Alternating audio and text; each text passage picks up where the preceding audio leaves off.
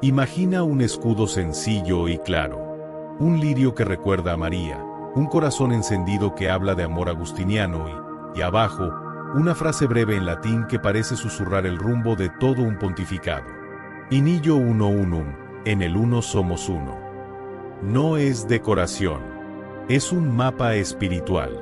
Si miras bien, cada figura late como si guardara escenas de una casa modesta, una biblioteca ordenada y una mesa abierta. Hay una cocina donde se reza temprano, hay estantes que enseñan a pensar sin prisa, hay una puerta que no se cierra del todo porque siempre puede llegar alguien que necesite pan, escucha y consuelo. Hoy te propongo leer esos signos como se lee una historia familiar. El lirio señala una confianza filial que aprende de María a guardar, a esperar, a servir sin ruido. El corazón ardiente recuerda que la caridad verdadera piensa, discierne, se ofrece. Y el lema, tan breve, concentra una decisión que no se negocia, buscar la unidad en Cristo cuando alrededor todo empuja a dividir. Detrás de ese escudo hay caminos recorridos a pie, decisiones tomadas con serenidad, nombres propios amados en parroquias de barrio y en pueblos lejanos. No es un dibujo para un sello. Es la síntesis de una vida.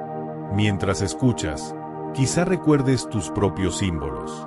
Una estampa en la billetera. Un crucifijo heredado. Una frase subrayada en un misal antiguo.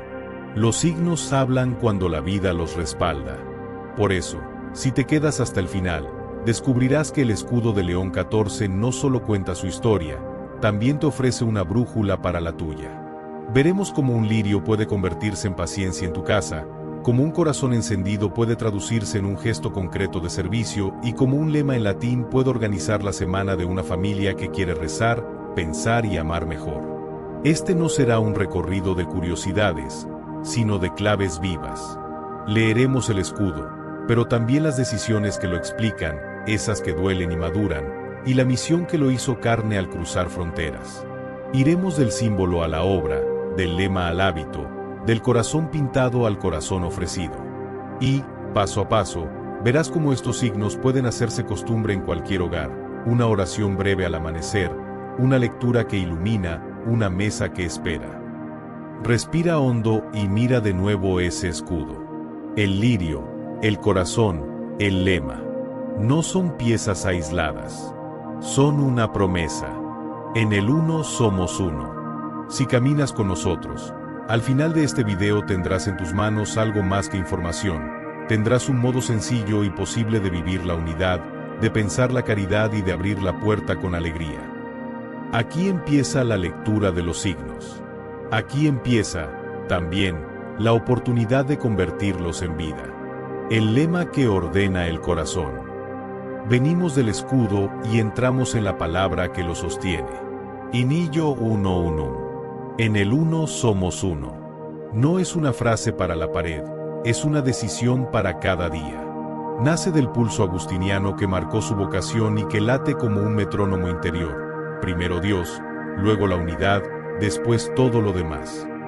El lema no promete unanimidad fácil, promete un trabajo paciente, juntar piezas dispersas, reconciliar memorias, acercar orillas que dejaron de hablarse.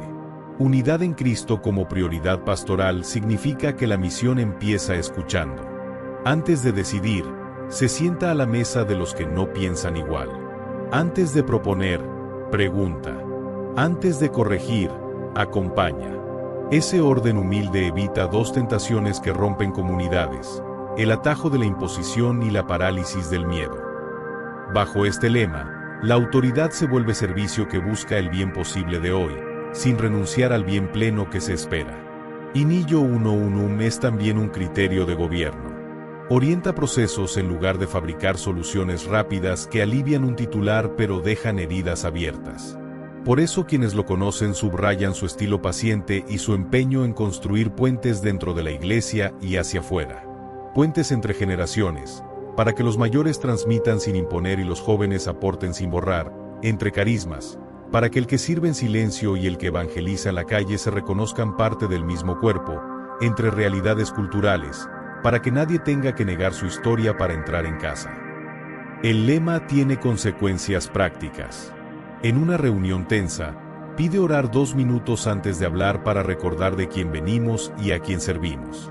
En una discusión larga, resume lo esencial y distingue lo opinable de lo no negociable.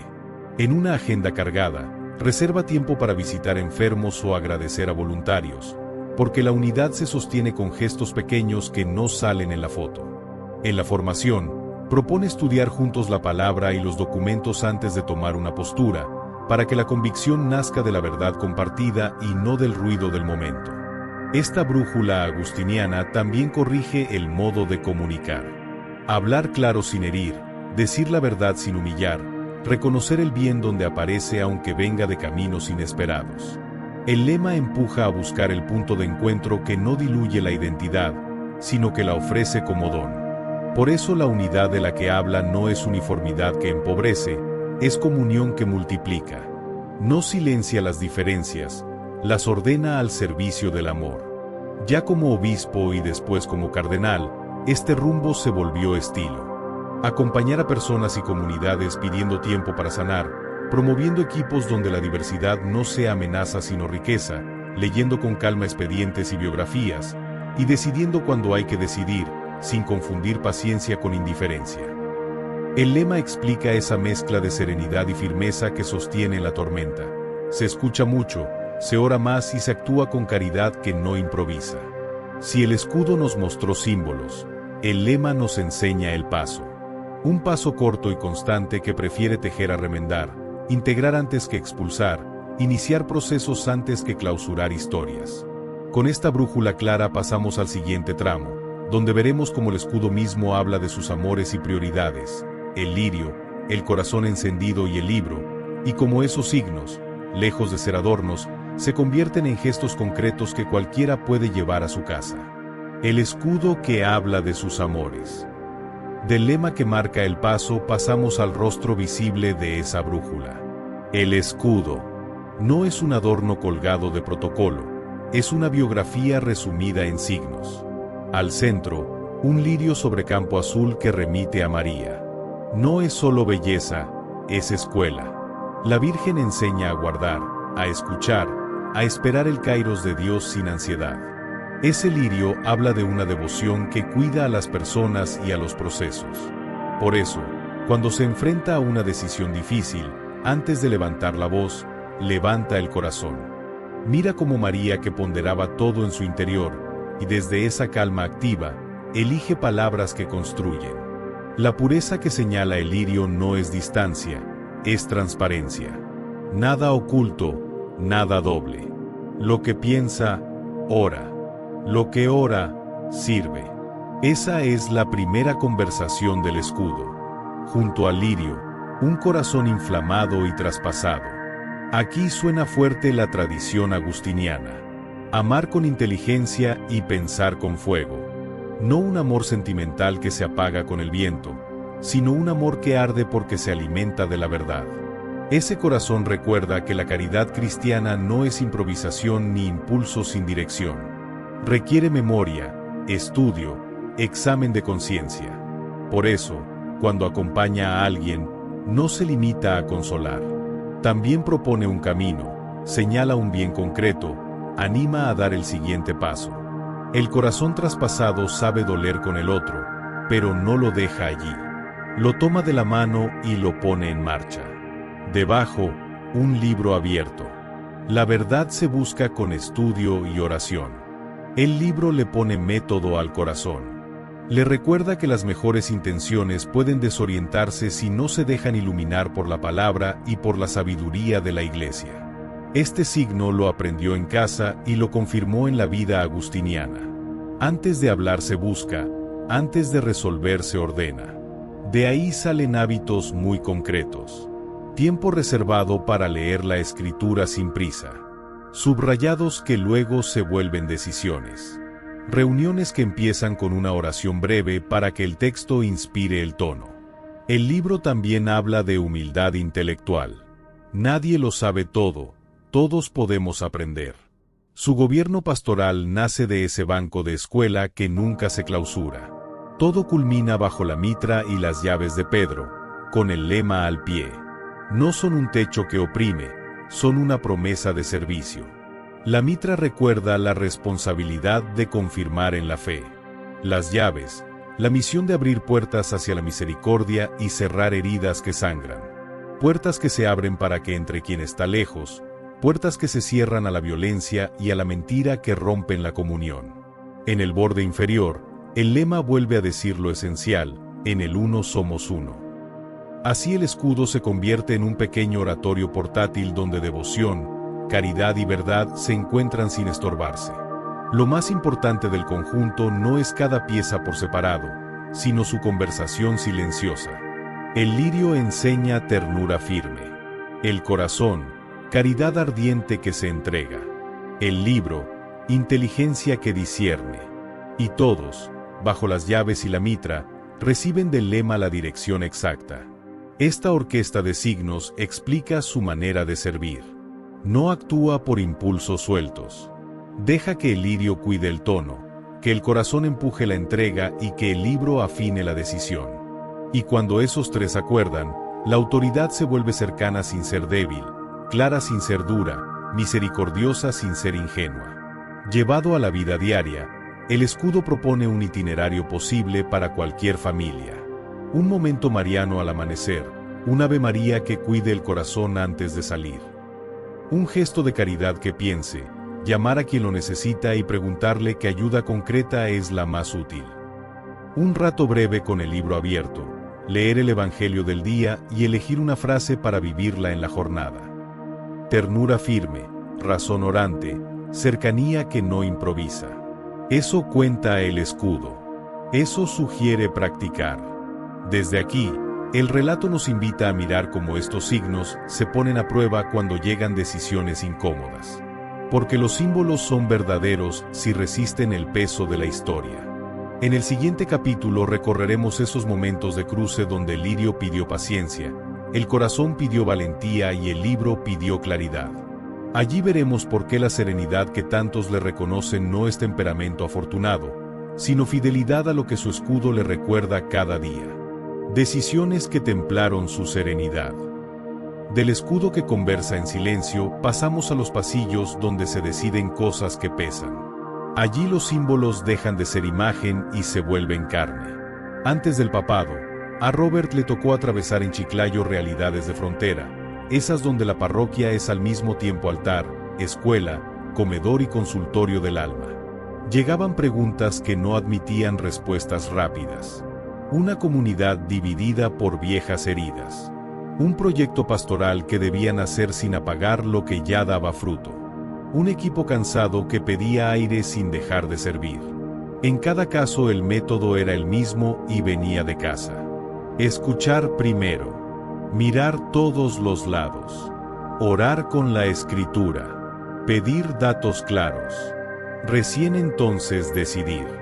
En esa tierra aprendió a medir el tiempo de Dios con la paciencia de la gente. Había días en que el corazón empujaba a actuar ya, pero el libro recordaba que sin verdad las mejores intenciones se pierden. Había otros en que los papeles parecían suficientes, pero el lirio del escudo pedía ternura para no herir con diagnósticos fríos. Así se templó una serenidad que no evita el conflicto, lo habita de rodillas. La oración no era un rito aparte. Era la respiración con la que se leía un expediente, se visitaba a un enfermo, se conversaba con un líder social. Cuando llegó la hora de concluir, concluía. Y cuando convenía esperar, esperaba sin abandonar a nadie en la vereda. Ese entrenamiento se profundizó en Roma. Acompañar el discernimiento de pastores para la iglesia entera implica cuidar biografías concretas. Detrás de cada carpeta hay comunidades con nombre y apellido. Allí el lema Inillo Uno Unum dejó de ser línea al pie del escudo para convertirse en criterio de cada jornada. Buscar la unidad sin renunciar a la verdad. Evitar el atajo fácil del aplauso o la dureza que rompe. Dar tiempo a los procesos sin confundir prudencia con tibieza. Pedir informes y contrastarlos. Hablar con quienes conocen el terreno. Escuchar a quienes piensan distinto. Y después, con todo sobre la mesa, decidir con caridad exigente. En entrevistas repetía una convicción sencilla. El obispo es pastor, no gerente. Eso no disminuye la responsabilidad, la eleva. Un pastor conoce por su nombre, camina a la velocidad del rebaño, corrige para la vida y no para el archivo. Ese modo de entender la autoridad desactiva la ansiedad de las soluciones vistosas y abraza el trabajo lento que de verdad sana. Por eso su serenidad no es temperamento afortunado. Es fruto de disciplina espiritual y de método. Se reza antes de hablar. Se pregunta antes de suponer. Se integra antes de excluir. Se actúa a tiempo, no a impulso. Hubo momentos ásperos. Críticas que llegaban sin matices. Casos delicados que pedían firmeza y misericordia a la vez. En esos cruces volvió a la misma fuente. El lirio le recordaba cuidar a las personas mientras se decía lo necesario. El corazón encendido le pedía valentía para no dejar las cosas a medias. El libro abierto le exigía sostener cada paso en la verdad. Y el lema lo obligaba a tender puentes incluso cuando algunos parecían empeñados en dinamitarlos. Buscar unidad no es pactar con la mentira. Es elegir caminos que curen sin maquillar, que corrijan sin humillar, que conduzcan sin aplastar. Esa mezcla de oración, datos y caridad fue forjando una música interior reconocible. Voz tranquila, plazos claros, explicaciones que ponen paz y al mismo tiempo marcan un norte. Así se entiende que, ya como cardenal y después como papa, prefiera procesos que integran a operaciones rápidas que fragmentan. La serenidad que hoy muchos señalan no es ausencia de conflicto. Es la presencia de un orden que lo atraviesa sin romperlo. Primero el uno, luego la unidad, después todo lo demás. Desde aquí el relato nos conduce con naturalidad a la orilla misionera donde esta serenidad se vuelve cercanía concreta. Porque las decisiones más verdaderas se comprueban en la calle, al lado de quien sufre y de quien sirve. En el próximo tramo veremos cómo la mesa se ensancha, cómo el método se hace gesto y cómo lo aprendido en biblioteca y sacristía se transforma en compañía que sostiene a los últimos y anima a los primeros a no aflojar. Allí seguimos. Misión que ensancha la mesa. Venimos de los pasillos donde se deciden cosas que pesan y salimos ahora a la calle, allí donde las decisiones muestran su verdad. Su biografía no se entiende sin el Perú. El mapa cambia, pero el pulso es el mismo. Escuchar, orar, preguntar, decidir. Primero llegó como misionero y después como obispo de Chiclayo entre 2015 y 2023. Lo esperaban comunidades con nombres propios, realidades sociales exigentes y un clima que a veces obliga a rehacer la semana de un momento a otro. En ese territorio, la pastoral dejó de ser un plan en papel para convertirse en una mesa más larga. Caminó mercados, hospitales y escuelas parroquiales, celebró en capillas de barrio y en pueblos que lo recibían con banda, flores y una lista de intenciones escrita a mano. Aprendió a leer señales que en el escritorio no se ven. El ritmo de la marea que afecta al pescador. La llovizna persistente que complica los caminos de quienes viven lejos. La espera larga en un puesto de salud que necesita más manos. A pie de calle, escuchar no es solo oír palabras. Es reconocer cansancios, percibir miedos, descubrir recursos que la gente ya tiene y potenciar lo que une. De ese trato directo nació una pastoral de proximidad. Homilías ancladas en la escritura y en la vida real, un pasaje, una historia concreta, una tarea posible para la semana. Decisiones meditadas que acercaban la iglesia a los más frágiles, horarios pensados para quien trabaja todo el día, catequesis que no deja fuera a quien no sabe leer, visitas a familias migrantes para ayudarlas a orientarse en un barrio nuevo. Cada gesto buscaba cuidar la unidad sin perder la claridad. Cuando había que corregir, lo hacía mirando a los ojos y ofreciendo un camino. Cuando tocaba animar, lo hacía con razones que nacían de la palabra y con manos que se ofrecían a ayudar. El Perú también ensanchó su oído. Aprendió palabras, acentos y silencios. Afinó el español hasta poder decir con precisión lo que el corazón quería ofrecer. Descubrió que la compasión no es un sentimiento blando. Es una disciplina práctica. Anotar nombres para no olvidarlos. volver donde prometió volver, coordinar con quien puede resolver lo que él no alcanza, sentarse a la mesa sin preguntar demasiado para que el otro sienta que pertenece, y, cuando el dolor es hondo, quedarse un poco más aunque la agenda proteste. Esa compasión concreta, repetida, genera confianza. Y donde hay confianza, la gente se deja acompañar. La misión en Chiclayo le enseñó a tomar decisiones con el oído pegado al pueblo. Antes de pensar en estructuras, pensaba en rostros. Antes de mover una pieza, pasaba por la capilla. Antes de cerrar un asunto, se preguntaba a quien dejaba afuera sin querer. Ese método evitó soluciones vistosas que se apagan rápido y favoreció procesos que maduran despacio. Se notaba en las pequeñas victorias de cada semana.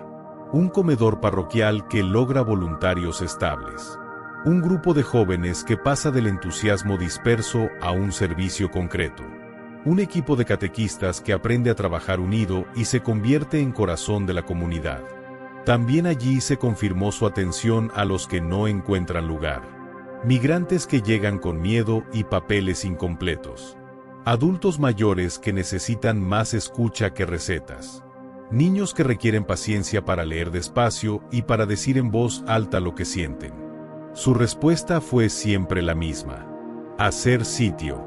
La mesa se ensancha con un plato más, con un cambio de horario, con una puerta que no se cierra. Y se sostiene con voluntarios formados, con una economía honesta y con una oración que no falta. Con el tiempo esa etapa fue reconocida por muchos como una escuela de cercanía que no improvisa. Afinó su español, su oído y su compasión práctica. Pero, sobre todo, confirmó una convicción que ya venía de lejos. La mejor teología nace de rodillas y con los zapatos gastados. Y la mejor organización empieza por la pregunta más simple: ¿quién necesita que yo esté hoy? Por eso, cuando luego le tocó asumir responsabilidades mayores, no cambió de idioma interior. Siguió haciendo lo mismo, solo que a otra escala. Escuchar largamente, orar con la palabra, pedir datos, decidir a tiempo, volver a ver a la gente. Desde esta mesa ensanchada la historia se encamina sin esfuerzo al capítulo siguiente. Porque los signos que leímos en el escudo y el lema se han probado en la calle. Ahora veremos cómo la memoria de los suyos y los gestos públicos de las comunidades que lo vieron crecer confirman que lo universal no se sostiene sin lo doméstico. Y cómo, en la práctica, esos símbolos pueden convertirse en hábitos sencillos para cualquier hogar que quiera rezar, pensar y servir mejor. Allí nos espera el próximo tramo. Señales públicas de una iglesia que recuerda. De la mesa ensanchada en el Perú volvemos a cruzar el mapa hacia el norte, como quien lleva en la mochila nombres, acentos y una manera de servir que no se olvida. El anuncio de su elección hizo que muchas ciudades miraran hacia Roma, pero en Chicago la mirada se dio vuelta y volvió a casa. No para encerrarse en el orgullo local, sino para agradecer el origen sencillo que explica lo que ahora se ve a gran escala. La noticia encendió memorias que estaban ahí, quietas, esperando una excusa para volverse canto. En Dalton, el barrio no buscó levantar un monumento frío. Eligió un gesto con olor a cocina. Comprar la antigua vivienda para conservarla como memoria viva. Esa puerta de madera, esa ventana pequeña, ese porche donde alguna vez se ataron cordones y se revisaron mochilas antes de salir. No se trata de vitrinas ni de placas solemnes. Se trata de un recorrido humilde que permite decir a niños y abuelos, a vecinos y visitantes, aquí empezó algo bueno. El día que cumplió 70 años, la vereda se llenó de globos, cantos y abrazos. Nada grandilocuente. Familias con camisetas del barrio, gente con rosarios en la mano, risas que se mezclan con oraciones. La escena parecía un regreso a las 6:30 de la mañana de tantas veces, solo que ahora el amanecer se celebraba a plena luz. Ese gesto dice mucho del estilo que inspira. Lo universal sin olvidar lo doméstico. La cátedra sin soltar la cocina. El Vaticano sin dejar el barrio. Quien estuvo allí notó que la emoción no era solo por la noticia de un papa nacido en Chicago. Era por una pedagogía puesta en práctica. Cuidar lo pequeño para sostener lo grande. Custodiar una casa para no olvidar que la fe se aprende entre paredes comunes, que el estudio se ordena en un escritorio de madera gastada, que el servicio nace de manos que ya saben qué hacer cuando alguien toca el timbre. La compra de la casa fue también una lección de comunidad. Hubo reuniones, firmas, trabajos de limpieza, arreglos sencillos, decisiones sobre cómo abrir el lugar sin convertirlo en museo mudo. Algunos aportaron tiempo, otros dinero, otros trámites, otros café. Cada cual encontró su modo de decir presente. El resultado fue algo más que un inmueble. Fue una promesa compartida. Mantener viva una historia para que siga generando historias. Abrir una puerta de ayer para que hoy muchos hogares descubran que también pueden ser semilleros de oración, estudio y servicio. En la periferia de Chicago, otras señales se sumaron. Antiguos compañeros de escuela trajeron cuadernos, fotos, anécdotas. La parroquia que lo vio crecer, aunque cambiada por el tiempo, volvió a ser punto de encuentro para rezar un misterio del rosario, para cantar un himno, para recordar a quienes sostuvieron esa comunidad cuando casi nadie los miraba. Las escuelas católicas de la zona organizaron jornadas sencillas para contar a los niños la historia de un monaguillo que empezó el día sirviendo y terminó sirviendo a todos. En cada una de esas pequeñas celebraciones se repetía la misma idea. Si Dios hizo esto en una casa como la nuestra, también puede hacerlo aquí. Estas señales públicas tienen una cualidad que conviene subrayar. No compiten con el presente. Lo alimentan. No miran al pasado como quien se queda a vivir allí. Lo traen al hoy como quien abre una fuente y bebe. Por eso el recuerdo de la misa temprana no es melancolía. Es empuje para recuperar hábitos que organizan la semana. El relato de la bibliotecaria no es nostalgia. Es invitación a abrir un libro en casa y a volver a pensar con calma. La mesa abierta no es postal. Es tarea para la tarde. Así, entre cantos, globos y promesas, el barrio devolvió al mundo una clave que a veces se pierde. La universalidad de la iglesia no se sostiene solo en catedrales y oficinas. Se sostiene en puertas entreabiertas, en rosarios sobre la mesa, en cuadernos con listas de lectura, en manos que reparten pan sin preguntar mucho.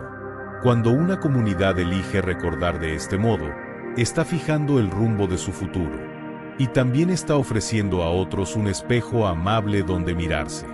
Con esta memoria agradecida, el camino nos lleva de modo natural al tramo final. Hemos leído el lema que ordena, hemos escuchado el escudo que habla, hemos visto decisiones que templaron la serenidad y una misión que ensanchó la mesa. Ahora toca convertir esos signos en hábitos para nuestras casas, agradecer lo recibido y pedir la gracia de vivirlo con constancia. Demos el paso al cierre, donde lo aprendido se vuelve oración y compromiso sencillo para cada semana. Lo que su escudo te dice para tu casa. Venimos de la memoria agradecida del barrio y damos ahora el paso más importante: llevar los signos a la vida diaria. Si uno junta el lema y el escudo con las decisiones de su camino, aparecen 3 consejos simples y a la vez exigentes para cualquier familia. No requieren grandes discursos. Piden constancia y cariño. Primero, unidad que se cultiva cada día. En el uno somos uno no es una idea abstracta, es una práctica breve y fiel. Rezar juntos aunque sea 1 minuto antes de salir. Un Padre Nuestro tomado de la mano en la cocina, un Ave María en el auto camino a la escuela, un salmo leído en voz alta después de la cena. Cuando hubo un malentendido, pedir perdón a tiempo. Sin listas de excusas, con una frase sencilla: me equivoqué, perdóname. La unidad se cocina en esos gestos y se mantiene con pequeñas atenciones que parecen nada y lo son todo.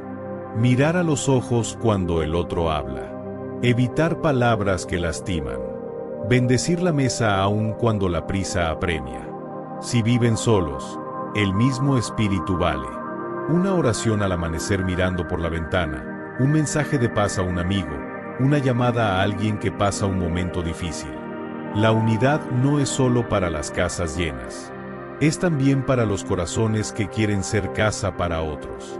Segundo, caridad que piensa. El corazón encendido del escudo no improvisa a ciegas. Se deja iluminar por el libro abierto. Un hábito sencillo puede cambiar la semana. Elegir el Evangelio del día y subrayar una frase que será guía de la jornada. Informarse bien antes de opinar, especialmente si se trata de algo que toca la vida de la comunidad. Ordenar antes de resolver. ¿Qué es urgente? ¿Qué es importante? ¿Qué puede esperar? Esa pequeña clasificación evita conflictos y desgastes. Y cuando se ayude a alguien, preguntar con humildad qué necesita en concreto. A veces no es dinero, es tiempo. A veces no es un consejo, es compañía. La caridad que piensa llega más lejos porque no ocupa el centro, sirve. Tercero, mesa abierta. Invitar, escuchar, servir sin preguntar demasiado. No hace falta un banquete. Un café, una sopa, un pan compartido bastan para que alguien se sienta en casa. Si la agenda aprieta, abrir la puerta una vez por semana y fijar una hora corta pero real. Aquí siempre hay un plato los jueves a las 7. La mesa abierta también se practica fuera de casa. En la parroquia, acomodar sillas, saludar por su nombre, acercar un vaso de agua a quien está solo, presentar a dos personas que se necesitan. Si alguien llega tarde y con vergüenza, hacerle lugar sin comentarios. La hospitalidad cura heridas que no curan los discursos. Estos 3 consejos pueden convertirse en una pequeña regla doméstica tomada del escudo. Un momento mariano al amanecer. Un Dios te salve María que cuide el tono del día. Un gesto de corazón encendido a media tarde. Llamar, visitar, escribir una nota de ánimo. Un rato breve de libro abierto por la noche, leer un párrafo del Evangelio y decir en voz alta una acción de gracias. Si viven en familia, turnarse para guiar cada momento. Si viven solos, escoger una hora y sostenerla como cita con el Señor. Cuando fallen, volver sin drama. La fidelidad se mide por los regresos. Hay obstáculos y vale nombrarlos. El cansancio, la dispersión, la pantalla que roba la atención, las diferencias que se agrandan cuando falta tiempo. Por eso la unidad se protege con pequeños acuerdos. Los celulares fuera de la mesa. Una hora a la semana para conversar sin prisa. Un perdón antes de dormir si el día quedó áspero. La caridad se protege con método. Un cuaderno en la cocina con 3 columnas: personas por las que rezar, gestos que puedo hacer esta semana, gracias recibidas. La mesa se protege con colaboración. Uno pone el mantel, otro sirve, otro lava. Nadie se queda mirando. El escudo también sugiere salir de uno mismo. Llevar esta práctica a un grupo pequeño en la parroquia. Reunirse una vez al mes para compartir cómo fue la oración breve de cada día, qué lectura iluminó una decisión, a quien pudieron abrir la casa. Lo que se cuenta allí no busca aplauso. Busca animar. Y cuando aparezca una dificultad, pedir luz juntos, porque la unidad que se cuida en lo pequeño sostiene a la comunidad en lo grande. Este es el modo en que los símbolos dejan de ser imagen y se vuelven vida. Lirio que enseña paciencia y cuidado en la palabra. Corazón que arde sin quemar porque piensa y ora. Libro que ilumina para decidir sin herir. Llaves y mitra que recuerdan que toda autoridad, también en casa, es servicio. Practicados con constancia, estos signos ordenan la semana y serenan el corazón. Y, casi sin darnos cuenta, lo que parecía pequeño empieza a sostener lo grande. Con este itinerario sencillo volvemos al punto de partida y nos preparamos para el cierre. Miraremos la foto antigua que ya tiene color, daremos gracias por lo recibido y pediremos la gracia de convertirlo en hábitos que permanezcan. Lo que el escudo nos dijo para nuestra casa se hará oración y compromiso para la próxima semana. Allí nos espera la despedida. Venimos de practicar en casa lo que los símbolos nos enseñaron y damos ahora el último paso, el que convierte la reflexión en gratitud serena. Después de recorrer lema, escudo, decisiones, misión, memoria y hábitos, el mapa ya no es teoría. Respira en la cocina, en la sala, en la parroquia de la esquina. Al terminar este recorrido, el lema deja de ser una frase bonita y el escudo, un dibujo solemne. Vemos un hilo que viene de lejos, familia que reza, maestros que exigen con cariño, decisiones que buscan la unidad, misión que ensancha la mesa. La santidad no irrumpe como un rayo, se teje como trama. Si algo nos deja esta historia es una herencia práctica: amar en lo pequeño, estudiar con gratitud y servir con alegría. Hagamos una oración de despedida. Señor Jesús, gracias por los pastores que buscan la unidad en ti. Gracias por la iglesia que aprende de sus símbolos a vivir con corazón ardiente, mente clara y manos abiertas. Danos constancia para rezar en casa, para pensar con verdad y para servir sin cansarnos. María, Madre de la Iglesia, guarda nuestros hogares en tu corazón. Amén. Si este video te tocó, cuéntanos en los comentarios. ¿Qué te dice a ti el escudo de León XIV? Y compártelo con quien lo necesite. Suscríbete y nos vemos en el próximo video.